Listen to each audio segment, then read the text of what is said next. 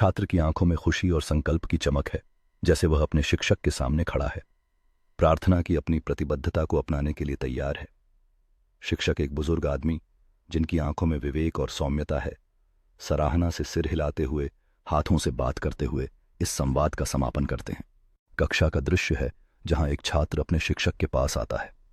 छात्र: अस्सलाम वालेकुम उस्ताद मुहतरम, एक सवाल पूछना है।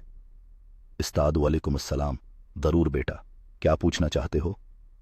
छात्र: नमाज इतनी ज़रूरी क्यों है? कभी कभी दिल नहीं करता पढ़ने का। उस्ताद: बेटा, नमाज अल्लाह से बात करने का ज़रिया है। यह हमें वक्त का पाबंद, साफ और साबिर बनाती है। दिल न भी चाहे फिर भी पढ़ूं। रफ्ता रफ्ता दिल कक्षा की रोशनी अब गर्माहट से भरी हुई है, जैसे छात्र शिक्षक से दूर जाकर अपने विश्वास का पालन करने के लिए प्रेरित और उत्साहित हो रहा है, जबकि पृष्ठभूमि में अन्य छात्र रुचि से देख रहे हैं। शिक्षक के चेहरे का क्लोजअप जो संतोष और गर्व से भरा हुआ है, जैसे वे एक और छात्र को एक अर्थपूर्ण रास्ते पर मार्गदर्शन करते हुए सोचते हैं।